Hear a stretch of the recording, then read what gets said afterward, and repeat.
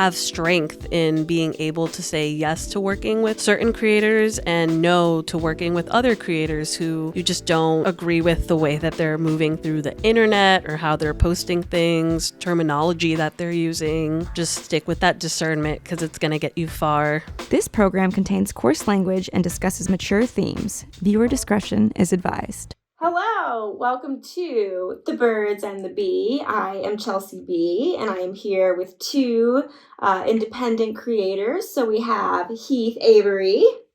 Hi, I'm Heath Avery.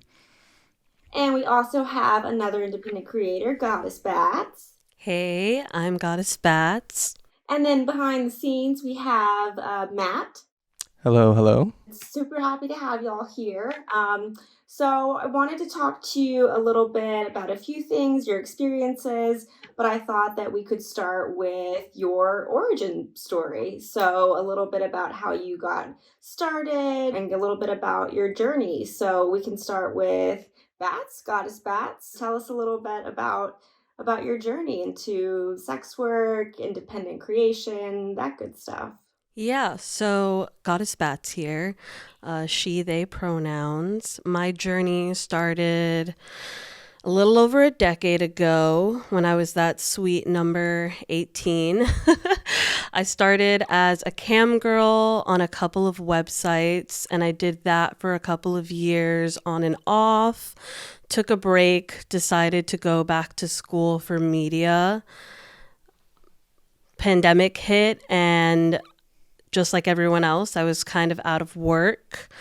And throughout the years, while I was off of camming, I would sell photos and custom videos via Tumblr. So I had a small fan base via Tumblr. Then the pandemic hit, OnlyFans blew up, and I realized it just made sense for me to hop on the platform, upload all the content that I have, and get back into the swing of things. So what was that, 2020, 2021? And then fast forward to 2024, and I've just been modeling, making a lot of videos, being hired by other producers and productions, while also trying to start my own company. So it's been a lot of fun. Oh, interesting. So after we talk to Heath, I want to hear more about your company. Yeah, totally. Yeah, Heath, tell us about your journey. Cool. I'm Heath. Pronouns are they, them. My journey started like a really long time ago. I mean, I've just been a tremendous slut like my whole life. And it didn't take me a long time to figure out that I could make money from that. But I didn't get into content creation or anything like in the digital or online world until a couple of years ago. Most of my sex work experience comes from like in-person sex work, either like escorting or sugar dating and stuff like that. Also, just as like a personal data point, I've always been allergic to social media. I've always been like very private. So even though like I'm out there in the real world, like on the internet, I've just always been very shy. So for me to like start doing content creation is actually like a huge 180, just like a major shift for me personally. So it's been like a little bit scary, but also very liberating, to kind of let go of that. It's bittersweet. Part of it just comes from the realization that privacy is dead. Like in this day and age, it's like there's no hope anymore. So there's liberation and surrender, I guess, to that. Basically just getting started, making videos and uploading them to the usual platforms, which I don't want to give any free advertising for because they already make enough money off of me. But yeah. So I guess be as open or not, I would be curious about your experiences on the different platforms, if you have preferences or just there are so many different ways to do sex work, content creation, if you have different preferences, the pros and cons, there are safety aspects to each. So I would be curious to know, and we can start with you, Bats, what your your views are on different platforms, different aspects, and especially since you're both so experienced, I'm sure you have a lot to say about the differences. Yeah, it's interesting because most of my content has lived the longest on OnlyFans. So I've had a lot of success. But I also feel like that's a personal journey just from all of the other content workers that I know. Not everybody has the same experience, but for me personally, I found a lot of success in like keeping a fan base, collecting tips. I've kind of implemented a new way of also moving on OnlyFans, which has benefited me. A lot of other platforms that I'm on, I've been on there for less than 6 months. So it's been a much slower progression and seeing growth. Sort of like Heath, I also hate social media. So the posting on Twitter, the posting on Instagram, I find those really hard to keep up with. Yeah, they're just super hard to keep up with. And I wish I had help or that success wasn't so dependent on it. Yeah, if I had an assistant to help me with the Twitter, I probably would have a lot more following and engagement, but I just don't care that much. I kind of just want to get the content out there, do the work, connect with workers more in person. But I'm pretty sure that eventually people will catch on and the growth will keep growing. I mean, I think that's one of the hardest parts too about like being an independent creator is that like you really have to be a generalist. You know, like a lot of people are like marketing experts and they do marketing full time for their career and they're really good at that and that's what they do. Or some people like are really good at finance, or some people are really good at like video production and editing, and like all of those are separate fields and specialties. And when you're a solo or independent creator, you have to be good at all of those things. And so it takes a lot of time, and there's also a learning curve, and it's like I don't know, there's ways to do it that are more work or less work for yourself. I seem to always choose the most difficult path possible. I don't know why, but that has historically been my tendency. So yeah, I don't know. Can you give an example of what the difficult path looks like for you? I mean, like if I was just making solo videos of me like dildoing my butt or something like that and uploading that only on one platform and just like doing that every day, then like the path from like content creation to content monetization would be much shorter. Yeah. But instead I'm, you know, trying to organize collabs with other creators and have like scenes. And then there's like, you have to coordinate like whose camera are we using and what angles do we want to do, and you know, there's like some negotiation, and then people flake, or you know, somebody's battery dies and it corrupts the SD card and then nobody gets the footage even though you just had like a really hot orgy scene or anything like that. Not like I'm speaking from experience or anything, but you know, or sometimes you're like waiting forever for somebody else to upload the content and then the Google Drive is full or whatever. It's just all this stuff is such a pain in the ass, you know. Yeah, the more cooks you add, the more complicated it gets, I found, for sure. You know, and the more complex the scene is, the more editing there is to do, the longer my MacBook is melting and all of that stuff, you know. I think it leads to a huge misconception about the industry, and especially independent creators is so like a majority of the population who aren't in the industry think, oh, you just take pictures of your and videos of yourself and then you make money. And it's a very judged occupation. But in reality, like, you know, Heath, like you said, you are wearing so many hats. Like you are the content, you are the star, you are also the scheduler and the poster and the admin and the editor and the, you know, it's the creative director of these things. And there are so many different aspects that aren't considered. And so I always tell people, you know, when I tell people I have an OnlyFans or that I am a content creator, it's like, it is so much more work than anybody thinks if you're not in it. So definitely. And it's expensive. It takes money to make money too. I mean, like you can get pretty far with your iPhone, but at some point you start to recognize that, man, you know, the content would look a lot better if I had this like $1,000 set of lights, or if I had this like $7,000 camera, or this like sound equipment and stuff like that. And so that it's like, okay, is is the amount of money that I'm making from these platforms enough to justify continuing to invest in all of this equipment? Maybe I'll just stick with the iPhone for now, or the Android, or whatever you have, but it's like a lot. I was thinking about how, a lot of people who enter the industry end up becoming solo creators. A lot of questions I get from newbies are like, how did you find your scene partner? Or like, how do you find a scene partner to get started with? This is usually coming from people identifying as men, because this is not a problem the other way around. But, in my case, we were partners before I started joining into content creation. But, I think the answer to that really is do solo work, because that establishes yourself as a legit creator, and it's going to take more than a couple dick pics in the bathroom, some actual creativity. And as Chelsea has said before, her inbox is filled with collab, and sometimes there's a question mark, and sometimes it just says collab. Right. No effort.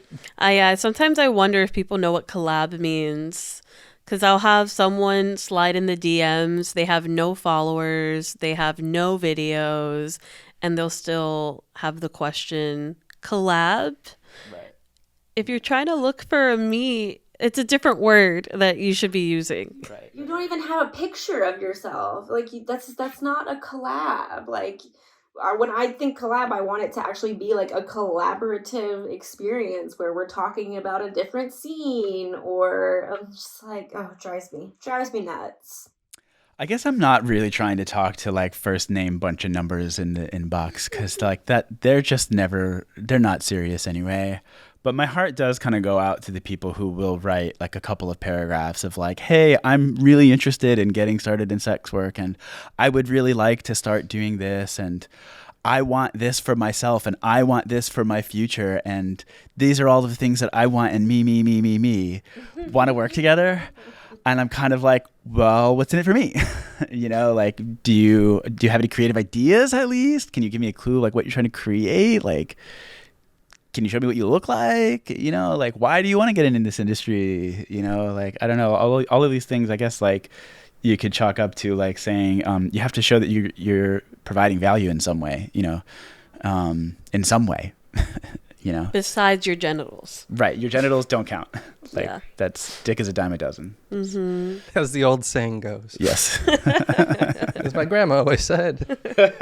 Back in my day. Yeah. Another dime a dozen. Not everyone slides into the DMs with ideas. Right. I just want to shoot with you.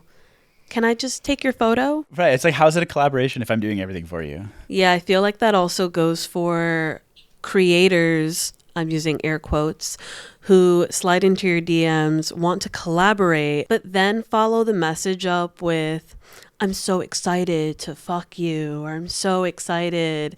And just it comes off as you almost want to date me instead of we're working together. What always cracks me up is when I get DMs from people that want a collab, and it's a no effort message, and then the next message 3 days later is all right, well, fuck you then. And it's I didn't even see it because I get thousands of these messages. And so it's I'm coming to this 6 months after the fact, just kind of browsing through let's see what's in this junk folder. And it's oh yeah, this person's pissed because I never responded. Yeah, I'm already they already blocked. They blocked me. I'm okay, cool. Mash that block button, go right ahead. But it is an interesting question too, and it's a topic that I think doesn't get discussed a lot, is the other side of the skill set required for this industry is the soft skills. Not just the editing and the uploading and all of that other stuff, but these skills are transferable even if you're not in sex work, but let's say you're just at a play party, or at a kink BDSM party, can you navigate being sexy and seductive while also still communicating boundaries and consent? A lot of newbies, or a lot of men in particular, want to complain about consent and boundaries and stuff like that because, it's so unsexy, I have to ask before I touch or whatever. And it's no, there are sexy and seductive ways to get consent too. It's hard to teach that. It's hard to explain, how to be seductive and create that kind of energy, but also still be professional. I think we found a workshop someone needs to give. Maybe. Not me. I don't know. Not me. I don't know. It's not for me to say. I don't think I'm qualified for that. But I don't know. Maybe fair. I'll take the compliment. Thank you. Of course, no problem. Me always thinking about what the world needs and how you can do it. Bring it back. I mean, hey, maybe I could be persuaded. I don't know. Plenty of creative ways to like ask for consent with it being sexy. And I'm like, sorry that you're lacking any sort of creative energy right now to think of, hey, can I kiss you right now or something like that? Because when we would do our own play parties, we would have to do a little consent workshop. We talk about it again over FaceTime. We talk about it in real life. And then there would still be some small things that would happen at the sex parties that we would host. But I always told people there was nothing ever bad came from asking, period. You know, you're not going to ruin a moment by asking for consent. You're going to ruin a moment by not asking for consent. Exactly. Do you want to walk home being like, oh, I don't know if they wanted me to do that, and just like living with that, or just knowing, hey, I did ask, they said no, and I can sleep at night? Like, wouldn't that be the preferred route? I don't understand why there's this. I think it's Hollywood a little bit. It's like, you know, that Hollywood romance thing that's kind of built into our culture. It's all unspoken. It's unspoken. Yeah.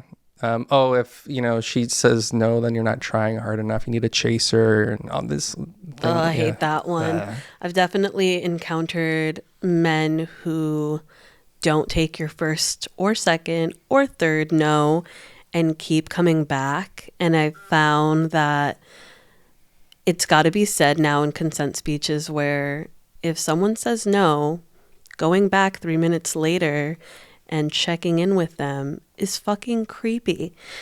It was a no, not a I'm thinking about it or check with me later. Also, maybe means no. Usually. Like, maybe is not a green light to keep trying. Yeah. Yeah. Yeah. If there's any hesitation at all, then you should have the awareness to discern that this person's not comfortable. Or excited. And don't push it. Yeah. Like, they're not excited. They're not comfortable. That's not a green light. Like, anything other than a green light is not a green light. Yeah. So I guess that leads me to my next question, which is, and I don't know if I want to use the word happy, or are you happy? Are you satisfied? Does this work fulfill you in a way where you see yourself doing it for years? Is this a segue into something? Like, what are your goals? Are you happy with this? I personally am content. I think there are different seasons in my life where I'm happier than in other times. I think also just looking ahead, I had mentioned the business that I want to create.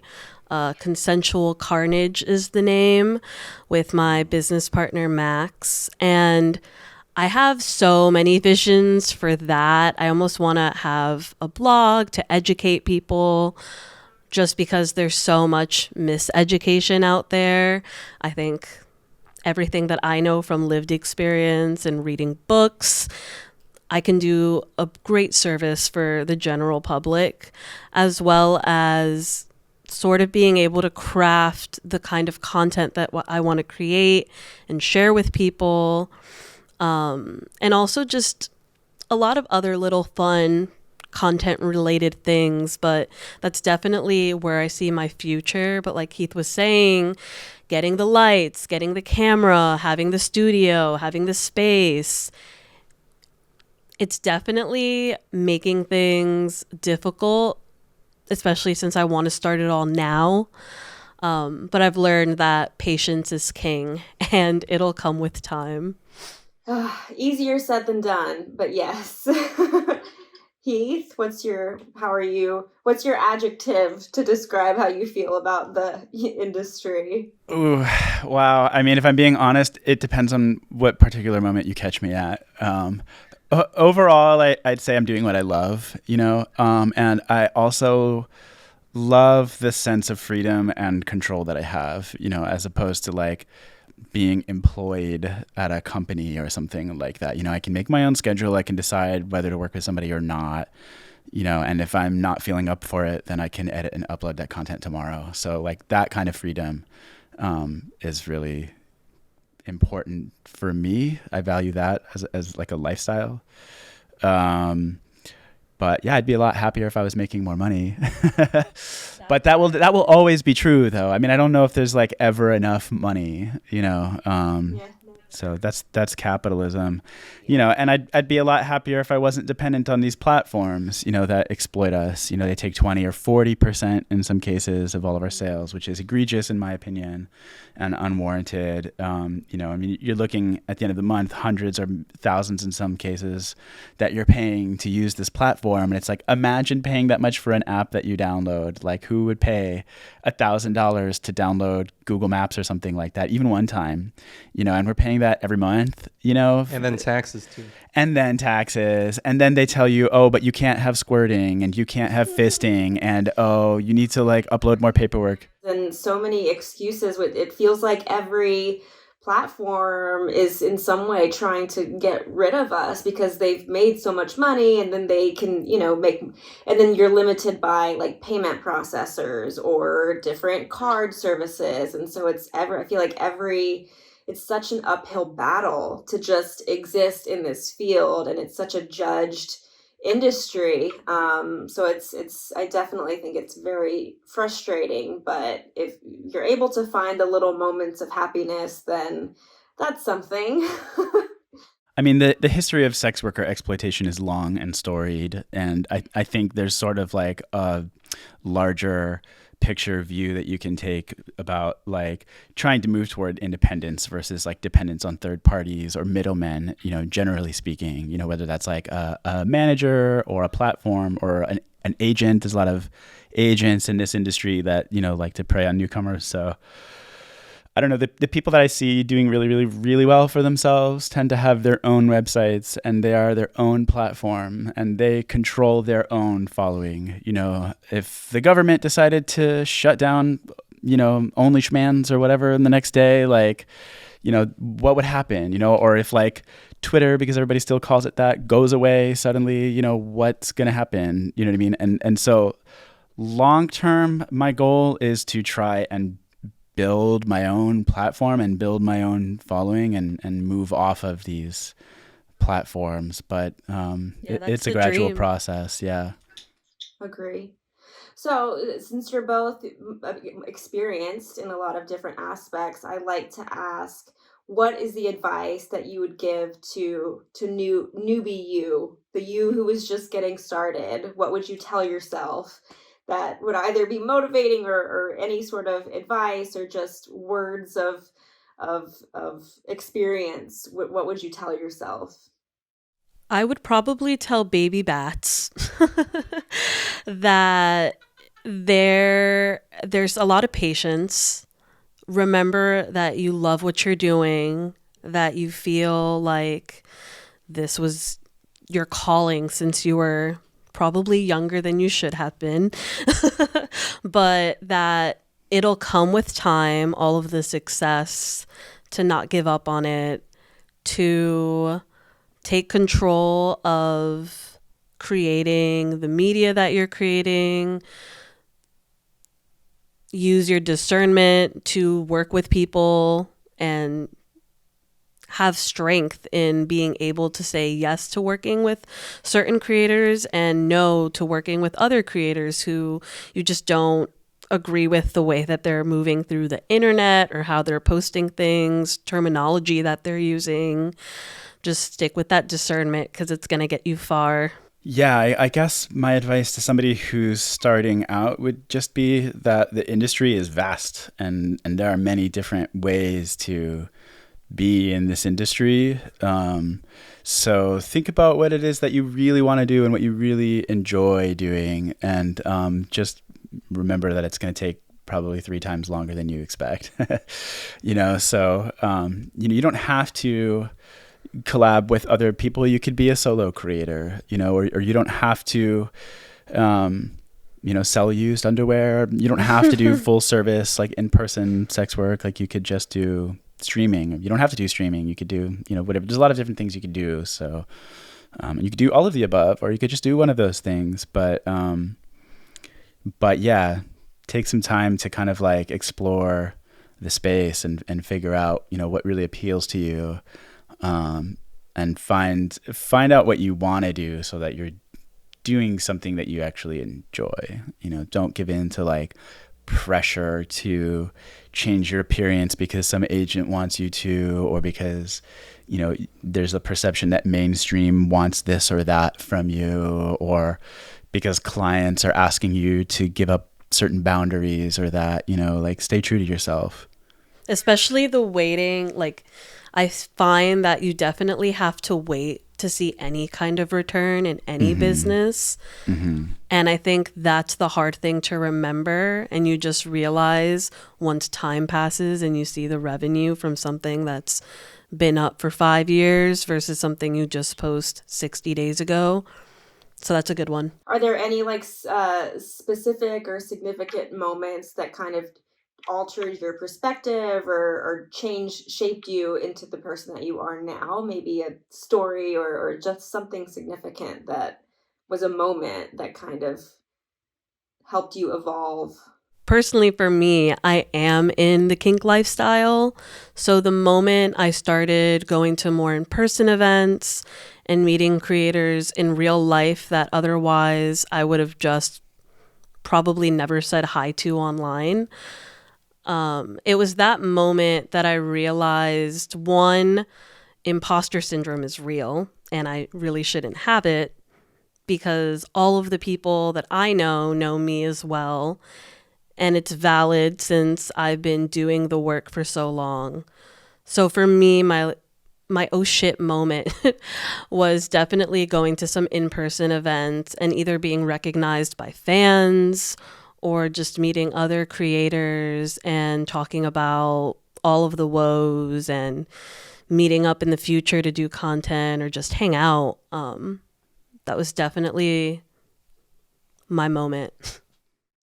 It's hard to point to a singular moment. I mean, if I'm thinking about... Sorry, say that again? So there can be more than one. I mean, if I'm looking for something that had a really outsized impact in my life, it was reading a book by Carl Sagan called The Demon Haunted World, Science as a Candle in the Dark. And I was raised in a really Christian home. I was a Bible study teacher at one point, if anyone can believe that. Yeah. And so, I had my doubts and my struggles, and I had already left the church, but I still hadn't really connected the dots or really figured out how to fill the vacuum that was left by a lack of faith. And that book really helped me. It set me free because it helped me understand that you don't have to believe in something without evidence. You can just take the intellectually honest path and say, I don't know. And it's okay to admit that I don't know. Like, I don't know what happens when we die. I don't know if there is or isn't a God or multiple gods or whatever, or whether there's aliens, like, or astrology or all of these things kind of like go into the same category of belief, for me. And so not having to believe in anything like that, and just saying like, okay, cool, it's a mystery, I'm fine with that, really freed me from all of the guilt and the shame I felt about my sexuality. And it opened up the path for me to live my life the way that I want to, not the way I thought some like imaginary monitor in the sky or in my head even. I mean, imagine just like I can only speak about my experience growing up as a Christian, but if you're taught that like hell is a real place where you're going to suffer for all of eternity, and you think that like God knows all of your thoughts, I mean, like just pause for a moment to like reflect on the level of like stress and like what that does to your psyche to be editing your own thoughts in real time because you're afraid like, oh shit, God just heard me think that.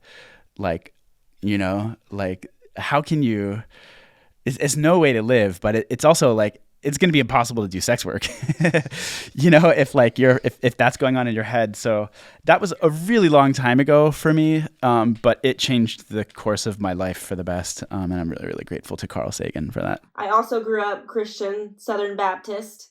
So I understand where that's coming from. But yeah. Congrats to us for escaping. I don't recommend it, but hey, to each their own.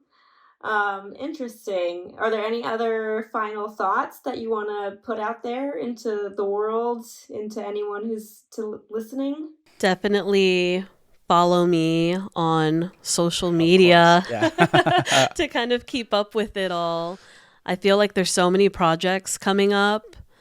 The question is, when will they come out? I just launched my own website, which I'm pretty proud of because I coded it myself. It's heathavery.com. It's not much right now, but it's mine, and it will be growing and expanding. So that is my new permanent home on the web. Congratulations. Thank you. Thank you. Well, thank you all so much for joining, for talking and sharing. And I think it's, we maybe not have the most amount of listeners, but I think it's really important to get these perspectives out and change conceptions and perspectives. And so thank you all so much for your time and for being you.